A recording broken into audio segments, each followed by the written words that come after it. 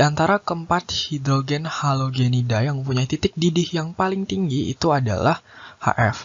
Hidrogen halogenida ini kan maksudnya hidrogen halida gitu ya. Jadi ada HF, HCl, HBr, dan seterusnya lah. Nah terus ini pernyataannya sebabnya molekul-molekul HF membentuk ikatan hidrogen antar sesama molekul. Nah ini benar kan, hidrogen dengan fluor itu ada ikatan hidrogen.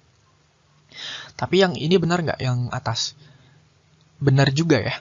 Jadi fluor itu adalah atom atau unsur yang paling elektronegatif. Ya antara kan ikatan hidrogen itu kan HF, O ataupun N ya, yang paling elektronegatif itu dia. Jadi H dengan F itu bakal menimbulkan perbedaan keelektronegatifan yang paling besar. Karena perbedaannya besar, ikatannya kuat, ya titik didihnya juga meningkat. Makin sulit untuk dilepaskan, gitu kan? Jadi jawabannya A ya, pernyataannya benar, alasan benar, dan keduanya berkaitan. Oke, soal SNMPTN tahun 2011, diketahui nomor atom H sekian, bla bla bla bla, pernyataan yang benar untuk molekul HCN, asam sianida ya. Kalau kayak gini, cek dulu nomor 4. Atom C, atom pusat C tidak memiliki elektron bebas, ya udah digambarin aja. C. Jadi si C ini bakal sharing 3. Nah, gitu pun dengan si N. N itu golongan 5.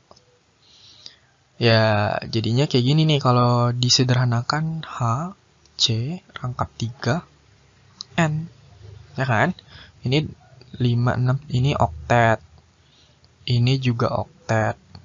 Ini duplet di sini. Stabil dia. Jadi, atom pusat C tidak memiliki elektron bebas, bener. Semuanya berikatan. Jadi nomor 4 bener. Terus cek nomor 1. Memiliki struktur molekul yang linear. Ya benar juga ya, kelihatan nih kan bentuknya tuh linear. Atau kalau di geometri molekul tuh kan kamu bakal bikin ini tuh AX2 ya, karena dia nggak punya PEB jadi AX2, itu kan linear. Jadi 1 benar, 4 benar ya, pasti jawabannya yang E, semua benar. Sekarang kita lihat yang nomor 2, bersifat polar. Nah again, kalau konsep kamu salah tentang kepolaran ya, kamu bakal salah memahamin ini. Karena walaupun di sini dia nggak punya PEB, tapi keelektronegatifannya itu berbeda ya. Kayak aku bilang, kalau polar itu dia bakal ketarik gitu ke yang lebih elektronegatif. Jadi kalau kita bikin resultan vektornya, dia bakal ketarik ke nitrogen gitu. Jadi dia bersifat polar. Jadi di sini tuh bakal lebih negatif gitu, bakal terbentuk momen dipol yang negatif, parsial negatif, sedangkan si karbonnya bakal positif. Jadi ini benar. Terus yang nomor 3, berdasarkan struktur Lewis ada ikatan rangkap 3 pada C dan N. Benar. Oke, jadi jawabannya 1, 2, 3, 4 benar. Semua benar ya, E. Oke, soal SBMPTN 2015. Kayaknya soal 2015 nih tentang tentang geometri molekul semua ya. Jadi di sini nomor atom fluor dan belerang berturut-turut 916. Pernyataan yang benar tentang belerang tetrafluorida. Nah, oke, sini fluor itu golongan 7, terus S itu, sulfur itu golongan 6 ya. Jadi dia punya 6 elektron valensi. Dan senyawanya kan tadi ini, udah dikasih tahu ya, SF4. Belerang tetrafluorida. Nah, kita gambarkan struktur Lewisnya. Dapatlah kayak gini. Ternyata si S itu punya 1 PEB di sini. Dan kalau disederhanakan gambarnya jadi kayak gini ya. Nah, mungkin kamu bakal bertanya-tanya gitu, Kak, kok bisa sih gambarinnya tuh kayak gitu. Kenapa nggak gini aja nih? Kenapa nggak F-nya tuh di sini, F-nya di sini, F-nya di sini gitu. Nah, karena dia tuh punya PEB.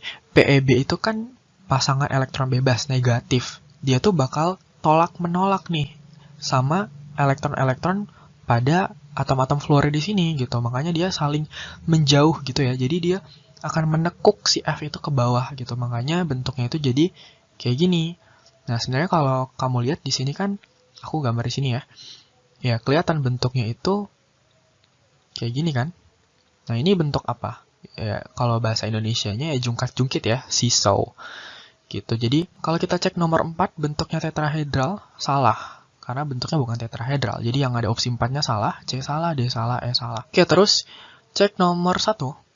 Atau nomor 2 ya, cek nomor 2. Mempunyai sudut ikatan FSF itu 109 derajat. Ini jelas salah ya. Ini FSF itu kan yang ini. Ini ada PEB di sini. Nah, nggak mungkin dia 109 derajat gitu. Dia sekitar 180 derajat lah. Atau mungkin lebih kayaknya karena tadi elektron PeB ini dia nolak si F itu buat menekuk ke bawah gitu kan. Jadi yang ini salah. 2 salah ya berarti jawabannya yang B. 1, 3 benar. Kenapa benar? Coba cek. 1 bersifat polar, jelas dia bersifat polar, dia punya PeB di sini kan.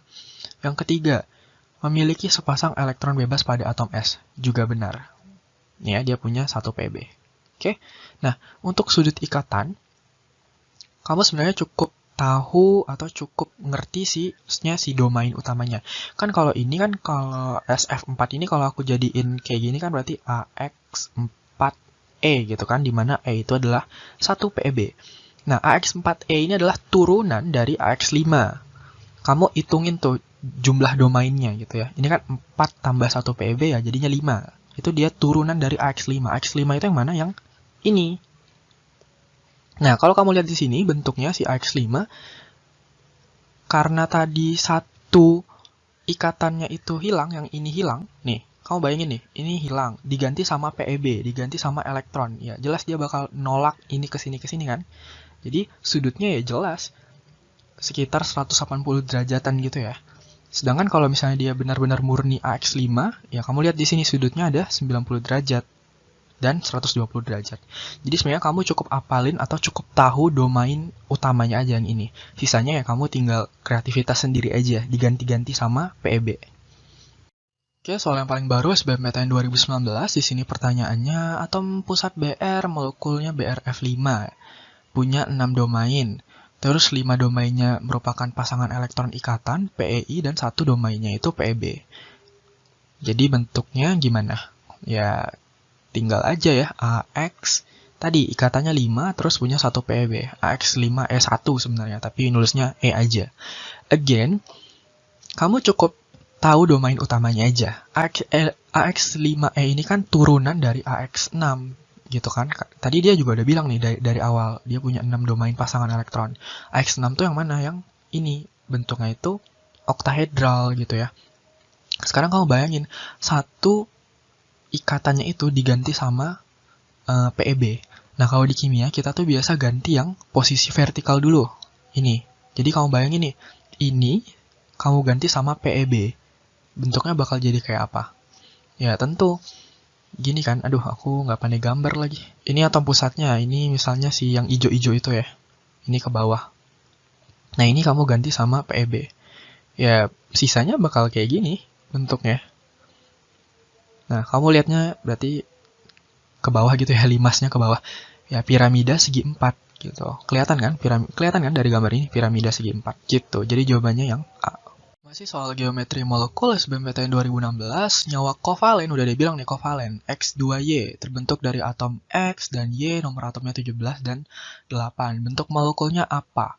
Jadi ini konfigurasinya ya, X itu 287 berarti X minus, Y 2 minus, berarti Y 2 minus. Nah, sekarang kalau X2Y ya berarti bentuknya kayak gini kan. Berarti dia punya 2 PeB di sini dan 2 PeI. Atau kalau bentuk sederhananya ya jadi kayak gini. Oh ya, ini ada PeB di sini.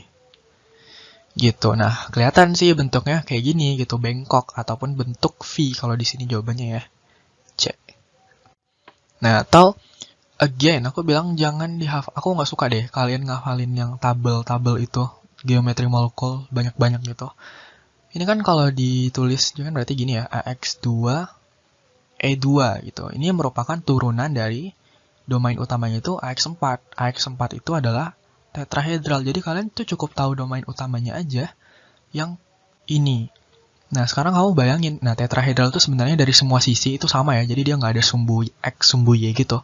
Sekarang kamu bayangin kalau kamu ngilangin 2 atom ini digantiin sama PeB.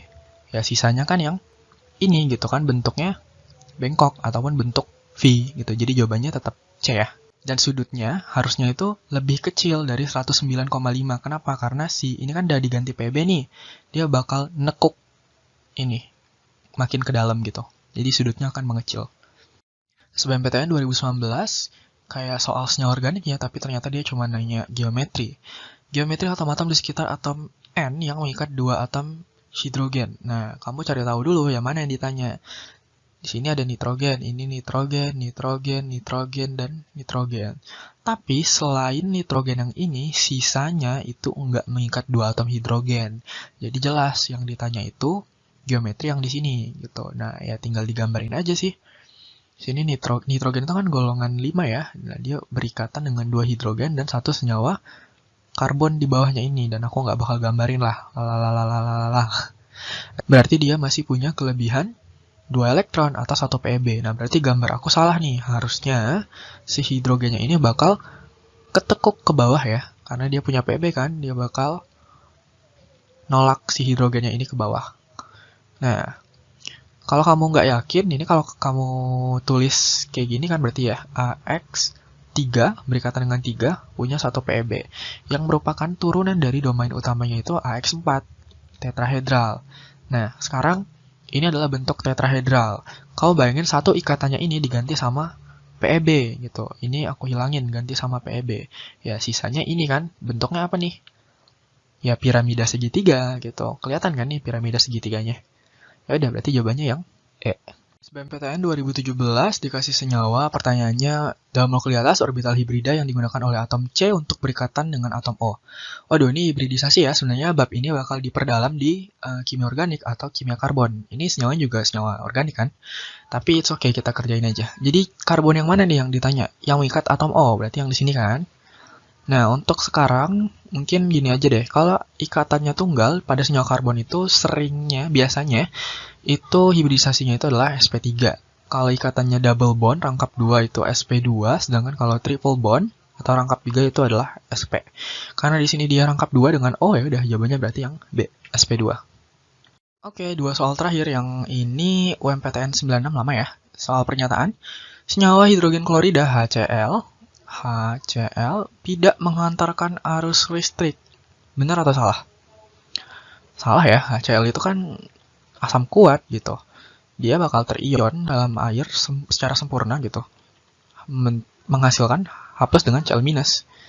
Jadi dia, karena dia terion ya, dia bisa mengantarkan arus listrik gitu. Elektronnya mobile, bergerak. Jadi ini salah. Yang A salah berarti ini salah, A salah, B salah, C salah ya. Terus yang B, hidrogen klorida mudah larut dalam air. Benar. Tadi, karena dia terionisasi sempurna dalam air. Jadi dia langsung larut gitu dalam air. Jadi jawabannya yang D. Salah benar. Sampailah di soal terakhir. Selamat. SPMB 2005, titik didih H2O itu lebih tinggi daripada titik didih H2S. Sebab, oke ini dulu, ini benar atau salah? Benar ya. H2O itu kan punya ikatan hidrogen gitu. Jadi boiling point-nya, temperature boiling dari H2O itu bakal lebih besar daripada temperature boiling dari H2S ya. Karena H2S nggak punya ikatan hidrogen. Sama-sama kovalen, sama-sama polar, tapi yang ini ikatannya lebih kuat.